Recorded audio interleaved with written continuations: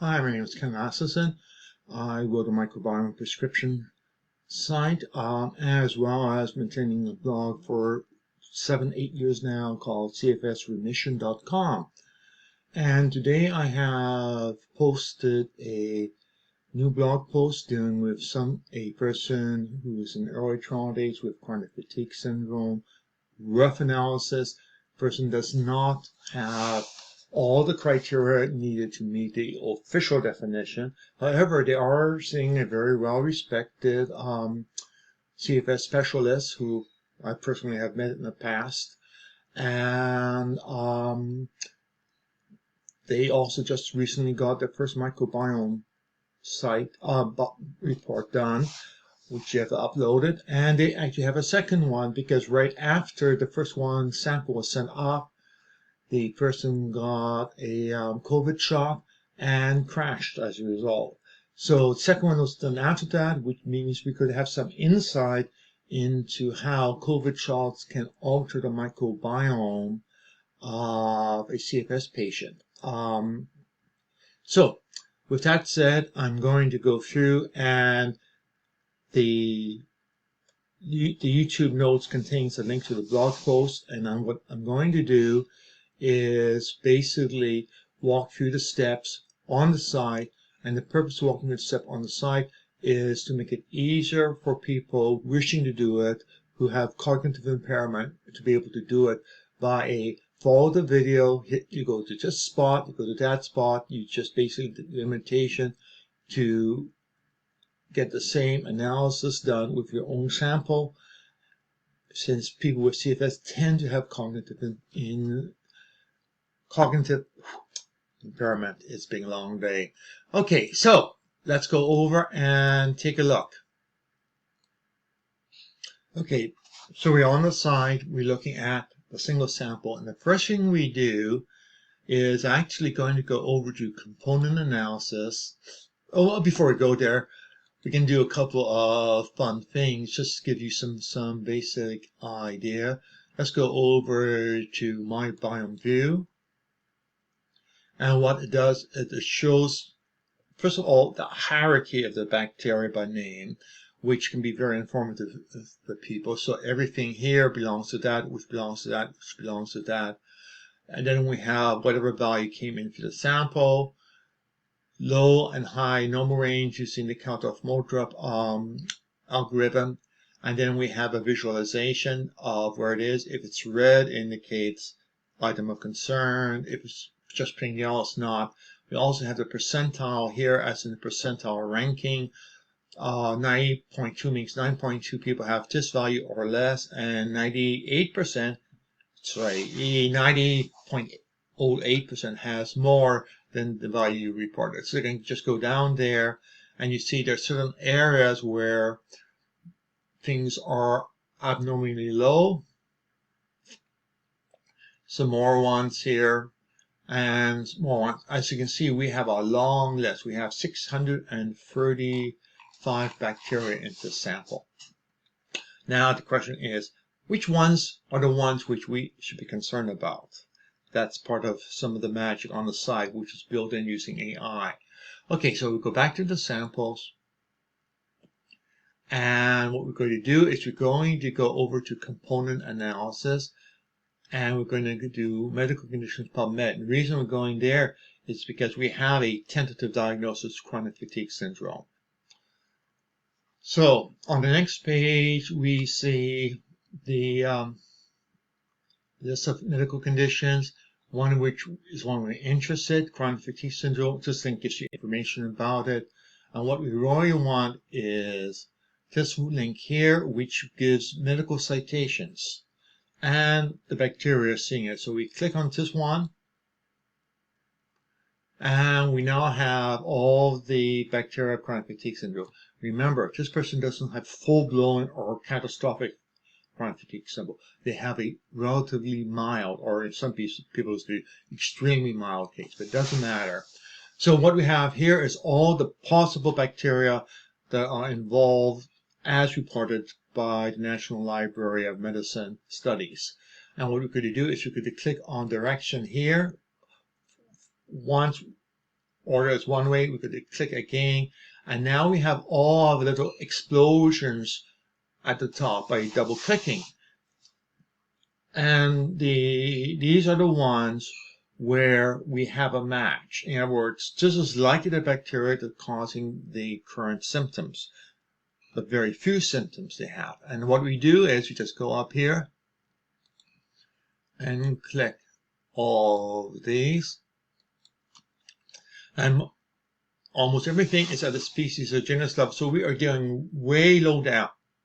We are focusing on a pretty fine thing. And now we go over and click handpicked bacteria.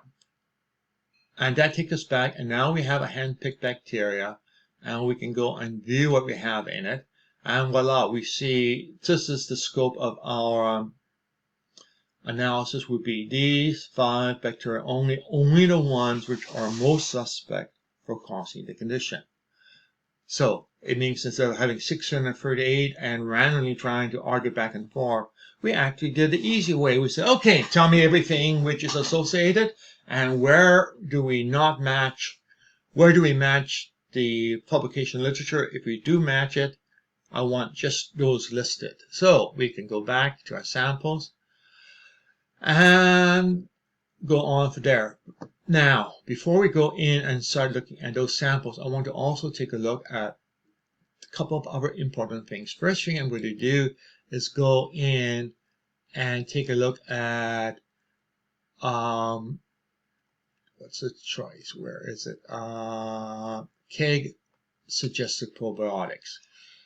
KEGG is a huge database online coming out of Kyoto in Japan, and it has a bunch of genetic information about what genes are in which bacteria in abundance. So what we have is, for a particular species, we can know what genes it produces, and once we know what genes it produces, we actually can determine what it produces or what it doesn't produce, what enzyme does it produce, what enzyme does not produce.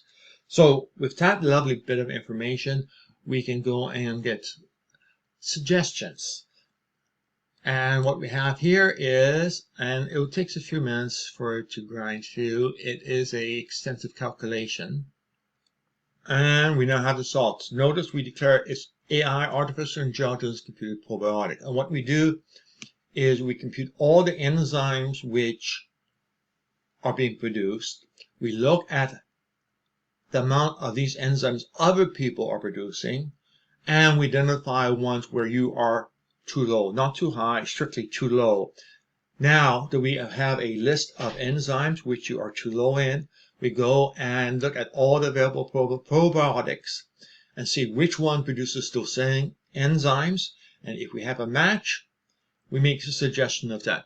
And what we have here is the weight is the number of enzymes which are low in, which this particular bacteria or that particular bacteria produces. So in other words, we are doing a bioactive supplement.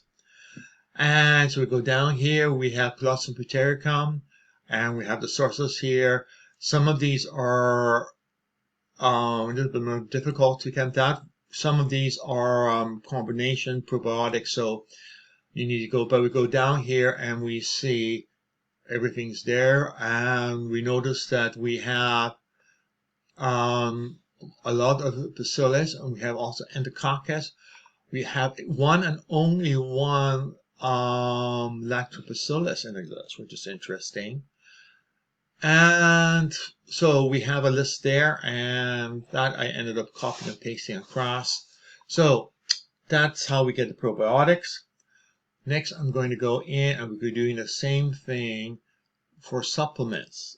And the supplement is very similar, but it's a little bit more subjective. So we go over and take suggested supplements. The page will spin for a while again, and we end up having the list of supplements. And in the actual article, I restricted to 5. And looking here, I see in 10, I actually see a couple of things added, like D-ribose, which was in the 5, is there. And D-ribose is often used for chronic fatigue syndrome patients. It feeds E. coli bacteria. Remember, E. coli is not all baddies. In fact, most of them are goodies. And low E. coli is connected with chronic fatigue syndrome since 1998.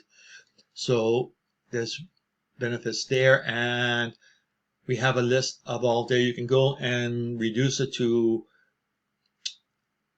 lower percentage or higher percentage, and what that does, it makes more or shorter list. And usually probably keep it to a short list first, and then look, try it, and then get a resample, and then look again and perhaps increase the list size. So we have there, and now if we go back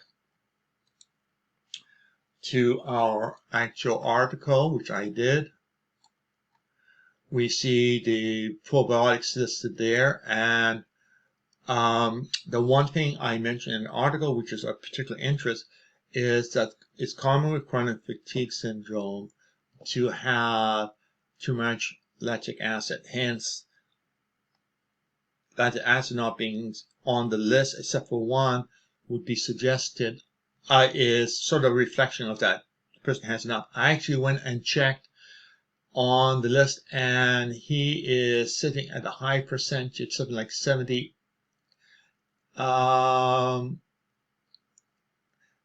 87th percentile. So he is very high. He has a lot more lactobacillus bacteria than most people do.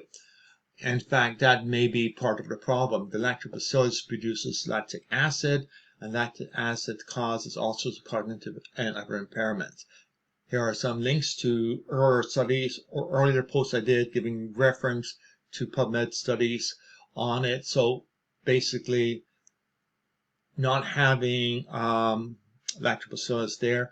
We do have bacillus, but bacillus is a bit of a tricky one to work on, mainly because bacillus is reported only about 45% of the time on a variety of lab tests, which means that not having any is not abnormal. The fact that we have some being suggested and this person has none suggests that perhaps some of the bacillus may be beneficial. To me, it's not clear evidence, it's an implication. It's what I would be a second or third choice for actionable items. It just doesn't come in with strong evidence saying we should do it. Okay, take supplement. Here is the list of what was shown on screen. And I have underneath it, I have links to studies.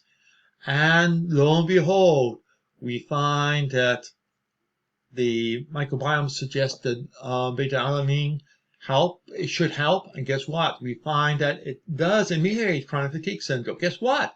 The suggestion coming from the microbiome alone, and it just happens to be the one which, if I drop it down to the just 1 percentile, shows up, ends up being a walloping big improvement. More interestingly, I linked to a quick intro, and this amino acid impacts histamine levels because it consumes histamine. So if you don't have enough of it, your histamine levels would build. And also, what it produces from there also consumes lactic acid. So two things which are common with chronic fatigue syndrome ends up being reduced. It ameliorates, just as the study has shown. And number one, showing basically symptom severity and the levels of this amino acid is connected. And beta-alanine was positively correlated with symptom incidence, symptom severity, and core symptom. In other words, hey, guess what? What AI suggests to be your number one corresponds with medical studies. The AI knows nothing about the medical studies in this case because we're working strictly at the gene basis and not using any PubMed articles at all, just information from the Kyoto Encyclopedia of Gene and Genomics. Iron level is, again, we find a whole bunch of studies with chronic fatigue syndrome saying, yes, low iron is there. We're saying should have iron, not because of a lab result saying low iron, but because the microbiome profile suggests the person is going to have low iron. Another one, the same thing. We have one thing, lysine, which has been implicated in some studies. It's not a clear one. The study was for a Chinese herb, which is high lysine, and it did cause improvement. It had other chemicals involved, so it's what we call a inference. No studies of it being tried directly by itself. So it's sort of, I would put as secondary choice. And another one, which is proline. And the interesting thing is this person suffers from post-exertional malaise, and proline seems to come in, be involved in that process, according to this article. So it's sort of, okay, we have another match between symptoms, microbiome, and the literature. I like 3 matches. Morbidum, absolutely nothing found. It is what I'll call a nouveau supplement to suggest no evidence pro or con except for the microbiome evidence. NADH, we have a ton of articles on PubMed about NADH. In fact, back in 1999, 2000, for my first time with for one of my times with chronic fatigue syndrome, NADH was the first supplement I took because it was a supplement which at that point in time in the year 2000 was best document of actually causing improvement with chronic fatigue syndrome, and it caused moderate improvement. And another one for these, we found nothing. However, we'll come back to that later in the article when we look at some other things. As always, consult with a medical professional about taking supplements. My usual suggestion is always take 1/8 of the suggested dosage, a couple of days, double it, a couple more days, double it, etc. If you find or feel, keyword feel, that it's not doing anything, then stop it, but wait 4 days and see if there's a crash. If there is a crash, you know it did do something. Often, change can be so slow that people forget the improvement. So that's simply a word of warning. I've seen it happen too often. People stopping something that helps because it's no longer causing a massive improvement, but they stop and suddenly they crash and they have no idea of why they crash. And with a bit of interrogation, etc., oh, you stopped taking that, but it wasn't doing anything. I know it wasn't doing anything because you had reached a stabilization point with it. So it stopped doing anything more, but you stop it and you crash. So that's something to keep in mind. Okay, now we now going to go back and take a look at another aspect of the samples. We're going to go over here back, and again I want to show you where to find it. And we go to core supplements suggested, which is slightly off screen. I'll go up. There it is. Bye-bye. And it will come and give you percentile ranking. Now, here's where it gets interesting. In general, when it's low, it's something that you supplement. I do have in this D-lactic acid, which are high. Remember, D-lactic acid is associated with a lot of cognitive impairment with chronic fatigue syndrome. So the fact that it's high means, okay, you don't want to be taking lactobacillus probiotic, no matter who says it. You really don't want. We have other things. The thing that sticks out particularly is DAO is low, 12% is the worst. DAO is what consumes histamine, and histamine issues are a factor in some people with chronic fatigue syndrome. So the fact that you're producing low levels of DAO means that histamine is getting out of control because you don't have the yin yang, you don't have a balance happening between them two. Two other things which are low. One is vitamin B6. Another one is vitamin D. And both of those are interesting because they're also in the literature for chronic fatigue syndrome. Let's get back to the blog post and go through there. And, oops. Oh, okay. There we go. So we have some relatively old studies saying that histamine impacts chronic fatigue syndrome, you have low DAO, you're going to have high histamine, you're going to have impact from it. And we also have the citation from 1996, and interesting sort of studies and works in this area. It sort of dropped off the radar back in 1996, some 26 years ago. No follow-up, just sort of, okay, people lost interest, nobody was interested in doing follow-up, whatever. Basically, anecdotal reports and uncontrolled, keyword uncontrolled trials showed antihistamine efficiency in CFS. I still remember one person who went into remission for a long time by taking Benadryl every single day. It sort of surprised me at the time, but now it makes sense. It sort of say, okay, so histamine for some, not for all, for some people is a key factor. For this person, it is likely. Trying different antihistamines could also have impact. Ideally, you want to get DAO up, which is a natural way of doing it, but antihistamines could be tried to see if some are particularly effective in reducing it, but you don't want to be stuck on antihistamines all the time because long-term intake will cause other side effects and you have your medication cascades happening, which I really like to avoid. Okay, now let's go on. Next one is we find that vitamin B6, we have reduced functionality of it. In fact, we have low production of it, which could be a different explanation for the low functionality. We just don't have as much. So that result is confirmed for some CFS patients. Last one is vitamin D. And this one, there is a whole collection of studies from PubMed. There's a German doctor who put a lot of people into remission by high dosage vitamin D supplementation.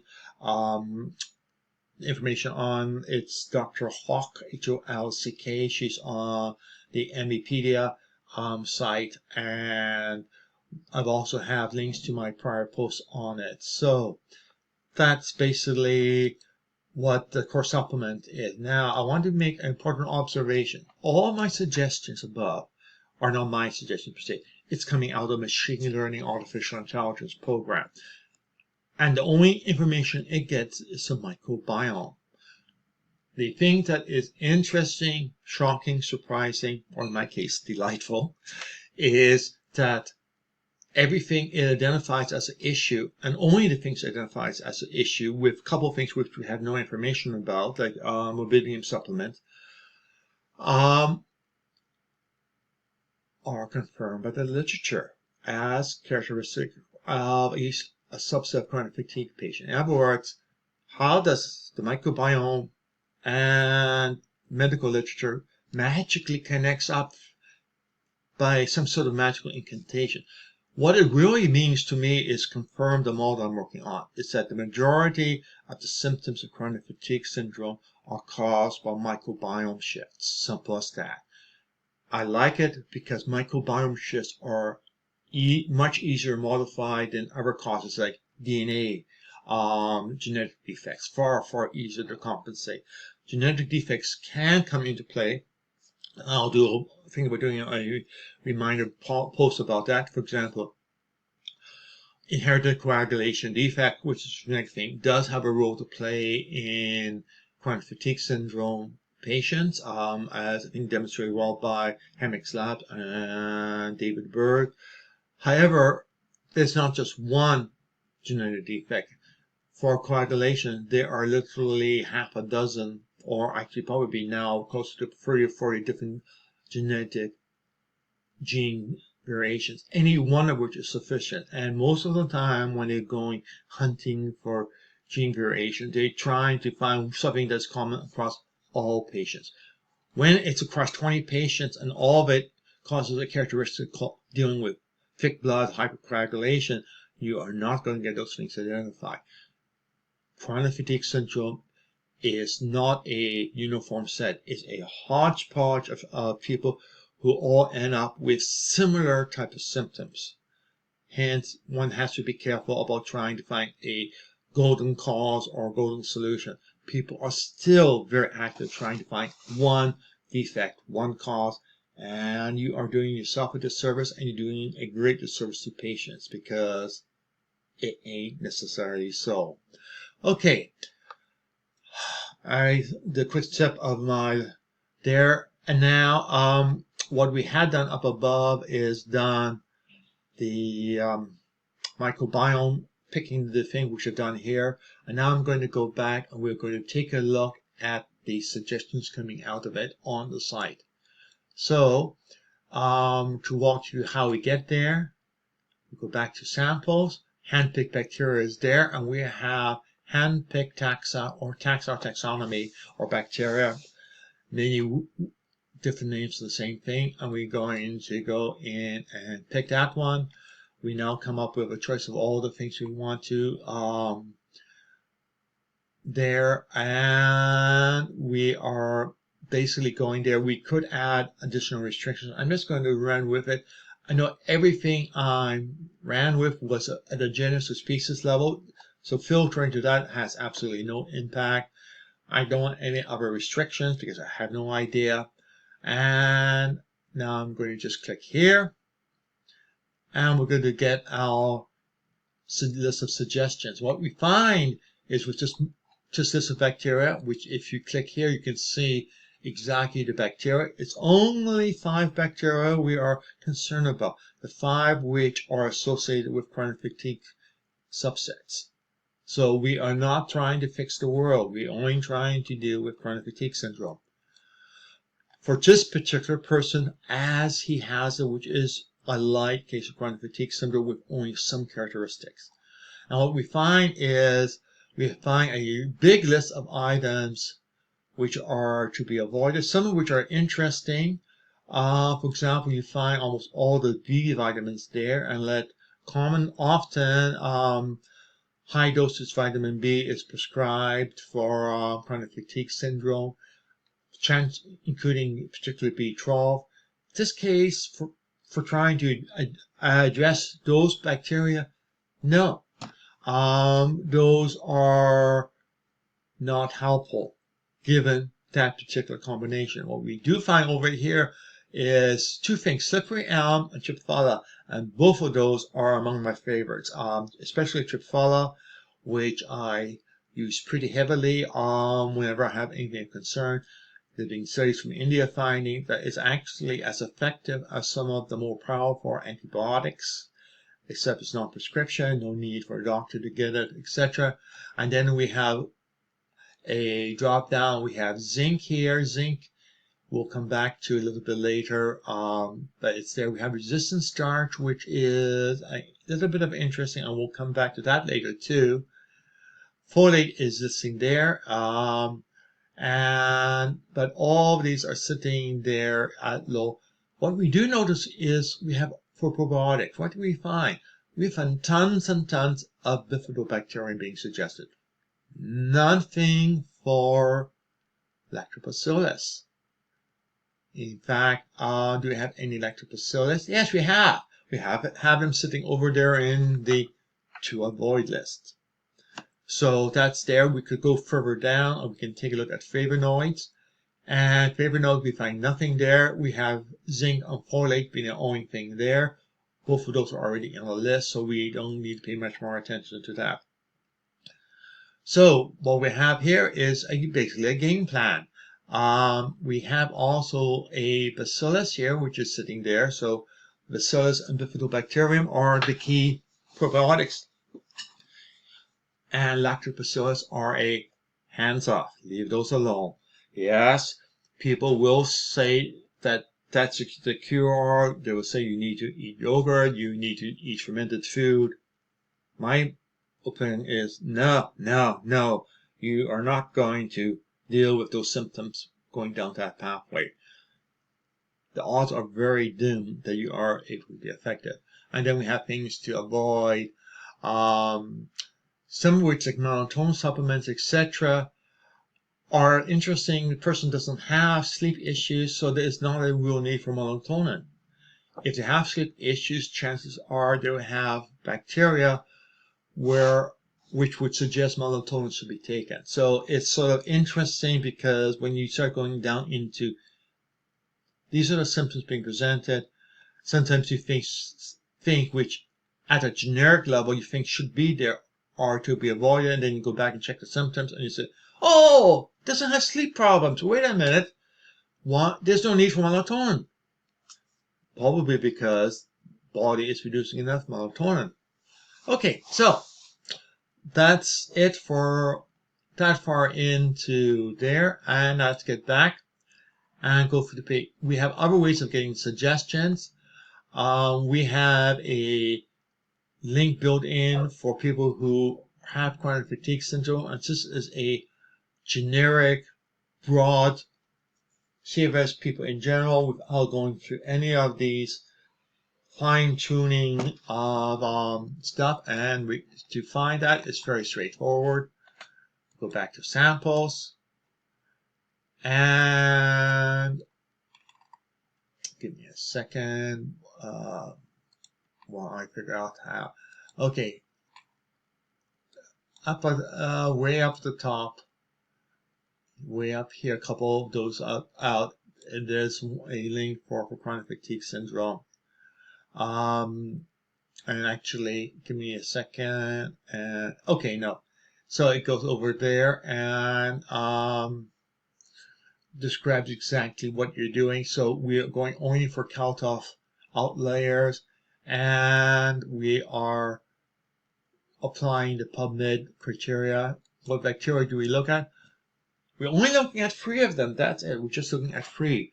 Last time we were looking at 5. Now we're looking at 3. And 2 of them are familiar. They're on the other list. And now we have Lactobacillus, which wasn't on the other list, but is on this list. And that being on the list is not that surprising. However, here's where the gotcha comes in. The gotcha comes in because Lactobacillus has a massive amount of studies for it. The other bacteria don't. When you toss in Lactobacillus, because of all the studies, the suggestions will be dominated by things connected with Lactobacillus because of the volume of studies on it. Hence, the earlier version, the one without Lactobacillus on it, becomes more favorable because you are likely to adjust. It's going to be targeted to the 5 bacteria selected, and we don't have just loudmouth shouting Lactobacillus with lots and lots of studies dominating the suggestions. So that's something to be aware of. We do see Lactobacillus being dropped up pretty often on the avoid list, which is not surprising. If you are too high for Lactobacillus, is exactly what you expect. And then we have a variety of things here. Things like stevia, saccharin, etc., the artificial sugar will probably reduce Lactobacillus, so you could consider adding those in. As other things, we have neem, etc. But you notice that all these are relatively weak compared to the main things over here. Particular beet sugar is something to be avoided. Inulin, which is in most prebiotics, to be avoided. Soy is there, resveratrol. A lot of these items are items which increases Lactobacillus, which is why they are on the avoid list. Okay, so let's go back, and we now have that one, and there's a summary. And now we're going to go to Jason's one, so we again the same procedure as before, and probably won't be able to see it on screen. Actually, what I'm going to do is I'm going to shift the screen down a bit, and didn't shift down far enough. Okay, okay, now we go and we can see the chronic fatigue and the brain which listed, and now we have the very top one being Jason, so I'm going to click on that.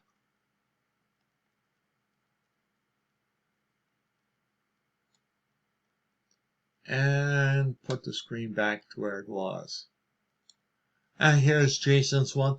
And again, clicking bacteria, we see we have exactly 6 bacteria. Lactobacillus is there, but none of the other 5 bacteria is in common with our very targeted one, or chronic fatigue syndrome in general, which means that while his critical ones are important for general health, they are not going to produce good effects for chronic fatigue syndrome because they are not targeted to the bacteria shifting chronic fatigue syndrome. Simple, unfortunate reality, one size does not fit all, which I find myself repeating too often. But it's a common attitude that is taken to simplify life because people don't want to deal with complexities. Okay, so going back and oops, let's get the right page. There we have his suggestions. Then we go down to symptom prediction, and symptom prediction again I'll hop over and oops. Okay, and we go back to samples.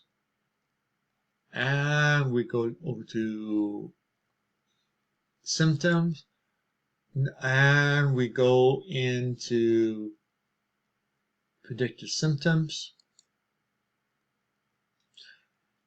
And in terms of the bacteria the person can have, there is absolutely nothing that's predicted, which in some ways is not that surprising because the person has mild chronic fatigue syndrome. So he doesn't have the extreme shifts which will cause chronic fatigue syndrome to show up there in terms of a pure bacterial match. However, looking at end products, I'll click this to sort that. There we have a variety of things. Autism high functioning is an interesting one to show up.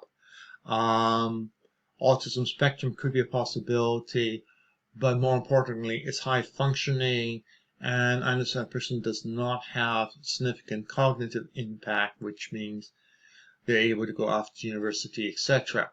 Panic attack or anxiety could be a factor involved. Absent-mindedness, IBS, etc. All these are things where there is a reasonably good match. Doesn't mean you have it. All it means is those are things that you should ask whether or not you have, because you may have them and just not cotton on to them being there. I've had a couple of people come back and say, excuse me, your predictions surprised me because one of the items I didn't think I had that installed on and I just become so accustomed to it, I forgot that I had it. So again, these are things to be considered, possibly checked, but are not saying you will. These are simply things where you have a significantly increased risk. Enzymes, we only have 4 things. Suggest the person maybe on an organic diet, which I would not be surprised if the person is. Okay, again, we have gas, we have panic attack, we have autism high functioning, nothing particularly surprising there. This next one down is interesting because we have carbohydrate intolerance, and that I'm going to come back to because there's a whole bunch of things that all get connected. We have the same thing there. We have also acne, and acne, given to this person in the late teens or early 20s, is not surprised. Microbiome changes with age, and probably his age-specific microbiome puts it into the acne microbiome profile. I don't know if he has acne. It's possible he does. If he does, as we will find out, he should have been prescribed oxycycline long term. And again, sensitivity to light is a possibility. Again, it's not guaranteed, just something to be. We do have a possibility of sleep issues. Physical activity making you feel work agrees with post-exertional malaise. This type of transposition does happen often. It's there, and we have actually 23. So we have a pretty long list in terms of the top there. So I can go down and we can go and actually, let me move that aside, or move me aside. Okay, so we have there, and the top one is carbohydrate intolerance, I guess, physical activity making worse, etc. So you can see that, and then we start dropping down into other issues. So again, all these are not saying you have them. These are things which there's a good chance you could have them or be prone to them. So, okay, let's go back to our miscellaneous blog post. And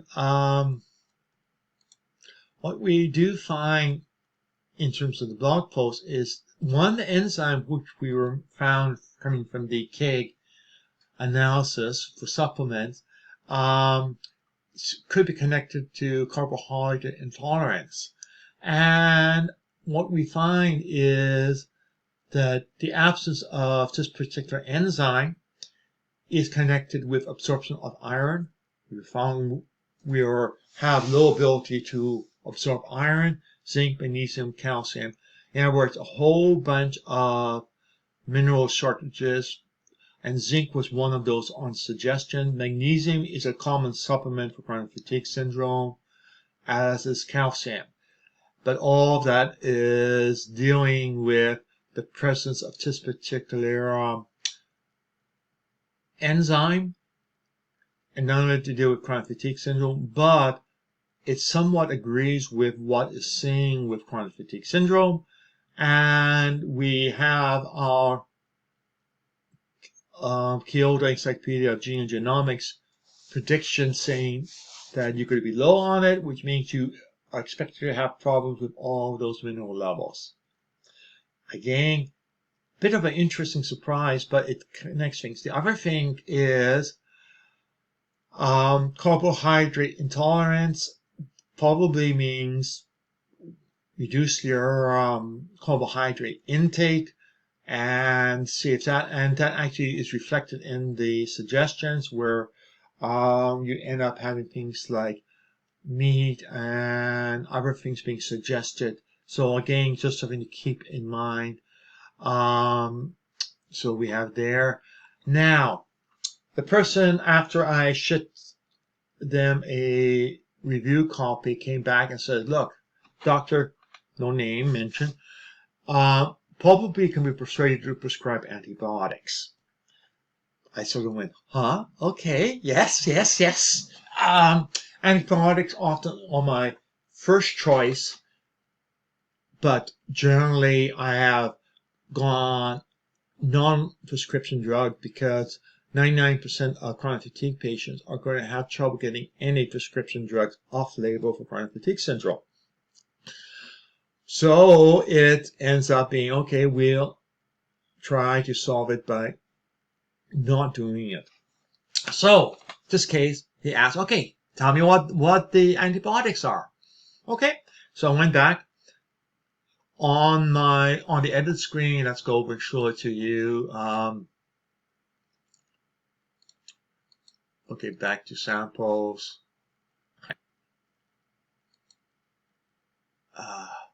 Sorry. Okay, there, have to check the suggestion. Over here, you have a bunch of things pre-checked. I have unchecked antibiotics. I will check that now. Includes antivirals. We'll uncheck a bunch of other things. We could go in and check in drugs, etc., prescription others.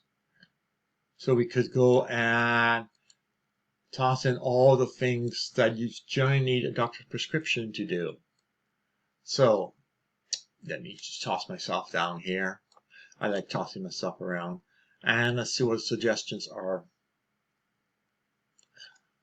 Okay, so what we end up with is a whole bunch of suggestions, dopamine, and the first antibiotic shows up as tetracycline. Then we have a whole bunch of things to avoid. Acetaminophen, so knowing aspirins to be avoided, but per se, paramecitin also to be avoided. So we end up with a list. And what I actually did to make life easier for the person was just antibiotics alone, not all the other drugs. And lo and behold, boom, one and only one antibiotic shows up. And then we have a whole bunch of things which are don't take, please do not take, including things like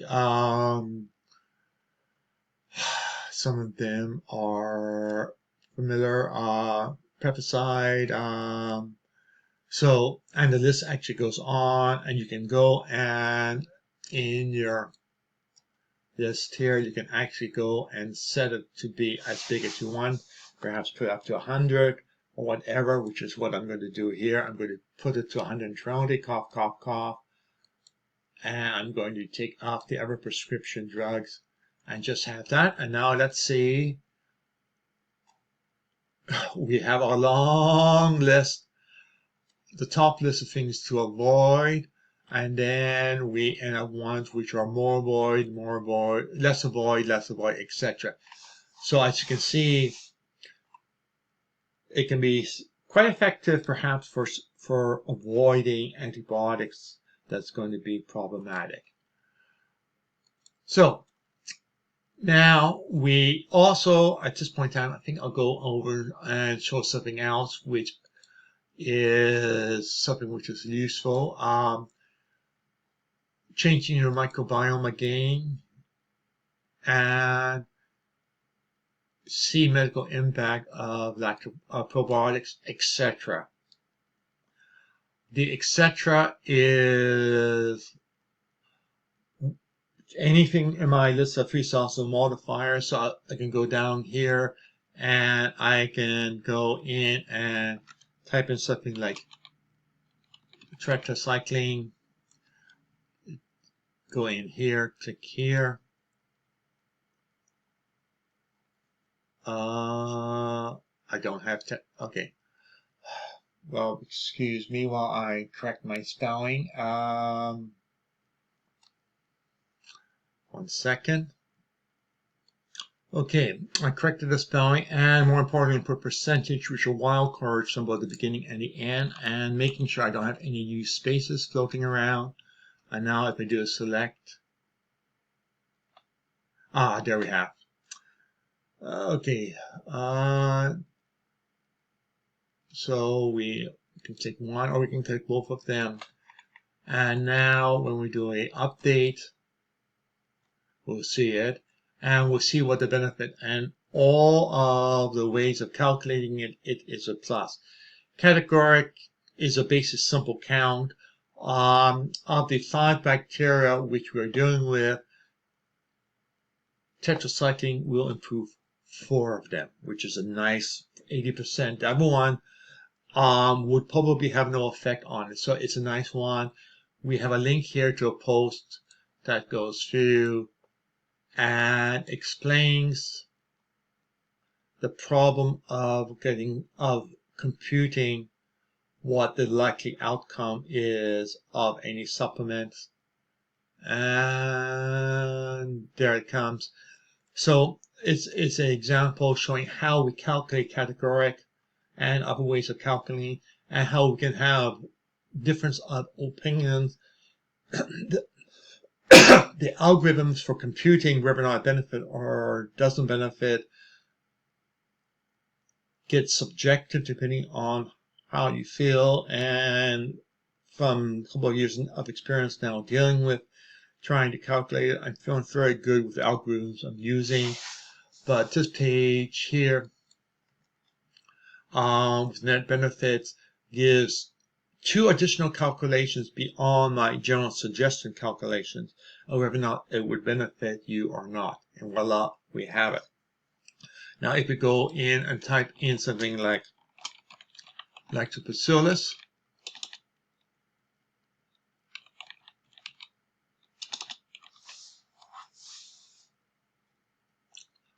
check those in a moment.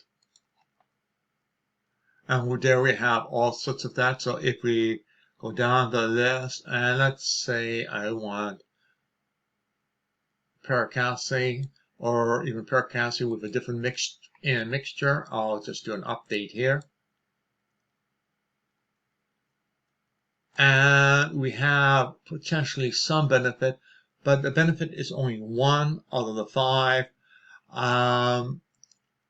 And in terms of the log count, it's even less. The algorithms are not identical to that suggestion. The suggestions ones are a little bit more complicated, which is why I did a simplified version for people to understand what the dilemma is here in the post. But I'm using a more complicated algorithm internally for suggestions because I believe it gives better results. Am I so far? Okay, so let's stop diverging. Being an ex-teacher, I have a habit to keep droning on and on. Okay, so what we find is the original method, tetracycline was it. When we go in and add in with the MECFS suggestion, guess what? Tetracycline is number 1 there. And then we have other things which are there, reduce impact. And then we have with Jason's, tetracycline is still number 1 with a specific type of tetracycline being number 2 and number 3. And vancomycin, I believe, is in the tetracycline family. I need to double check that. So we have a pretty consistent across the board. Everybody agrees as to what the antibiotic should be, no matter how you slice and dice the bacteria you're trying to modify in the sample. Now, what we have, which is sweet, it's what you sort of would like to happen when you start working on a blog, and you hope you do. And if you don't, you admit it and say, okay, it doesn't work. In this case, it did work. We have 2 2021 studies saying, guess what? Minocycline improves chronic fatigue syndrome. 2 of them, both this year. And it's only not even halfway through the year. So I'm sort of go, okay. But then we have to drop by almost 17 years when the older studies found the same thing. We find 2 dominant people treating chronic fatigue syndrome, Nicholson and Cecile Jardine. Their back body is 2000, again, both of them, where they report a significant percentage of people improved on minocycline. But then what we had is in the early 2000s, we had this panic over prescription of antibiotics contributing to antibiotic resistance, and hence prescribing antibiotics. Basically, doctors had to almost write up a mega report to justify the use of any antibiotics and cross for chronic fatigue syndrome. There's no clear necessity for it, so therefore it was deemed inappropriate. And I actually had a discussion with a physician, internal medicine, back in, what would that be, 2010, when I had a flare-up, where actually I persuaded her to be willing to prescribe minocycline. She went to her department head and was absolutely rammed down, saying, no way will you prescribe that. It's not standard of care. So I know the problem, and which is why I feel for those who are wanting to try antibiotics but can't get an MD to do it. And I mentioned one thing. With a microbiome sample, we actually end up having the ability to do a rationale for prescribing antibiotics. Not treating chronic fatigue syndrome, you're treating a microbiome dysfunction, and we have the evidence what the microbiome dysfunction is. And most of the time in the governing board, we're looking at it and say, okay, I'm not educated enough to make a judgment call, and we'll just let it slide rather than showing their ignorance. So it's sort of a interesting aspect, because we can now rationalize it not for chronic fatigue syndrome, but for microbiome dysfunction. And we can show sort of the evidence that yep, and you can actually trace back all to the studies with my site if you want. Bottom line up, we have come up with some very specific suggestions for a person's microbiome, especially a person with mild. We looked at some less specific approaches, and the less specific approach is usually what I will say do if you get nothing useful from a very specific. You really want to be treating exactly what is likely causing the problem. You don't want to be inadvertently treating other things and possibly causing side effects. You want to be as specific, as targeted as possible, which is what my approach here has done. As always, remember all suggestions should be discussed with medical professionals before doing. The purpose of the site is to model, keyword, model, academic, not real-world clinical studies, diseases, and compute theoretical candidates for things for treatment. In some cases, like it just posts, the theoretical suggestions and actual PubMed studies are in agreement, which means that it works for this particular condition. It probably will work for other conditions. Some conditions it may not work for. But it gives a new tool for a treating physician. The more important thing, as we saw here, is we end up with 3 novel suggestions of things to try for supplements, which is not in the literature, which because of the microbiome could be helpful cold treatment. The other thing is we also have the ability to identify which of the many different treatments or supplements for chronic fatigue syndrome a person may be suggested or get from their physician, which often comes from just scanning the same PubMed articles that I do, but none of them have been filtered down to what your particular microbiome is. That filtering means that you are more likely to have every single item being a game winner. Much better odds at least. So that's why I'm excited, because the goal is to reduce the number of random experiments or ad hoc because we don't know anything else. Let's try this. Oh, it worked for this person. Oh, it worked for Tom. Perhaps it will work for you, which is basically trial and error medicine. I'm trying to move from trial and error medicine to model medicine, and we have a model. We have a sweet model of the microbiome, which can make predictions. In this case, we see many of the predictions are confirmed by studies, and the predictions knows nothing about the studies, which it means it basically is, in one sense, double blind. So, with that much said, you can take a look at the link in the YouTube notes on to the blog post. Enjoy. Consider getting the microbiome done.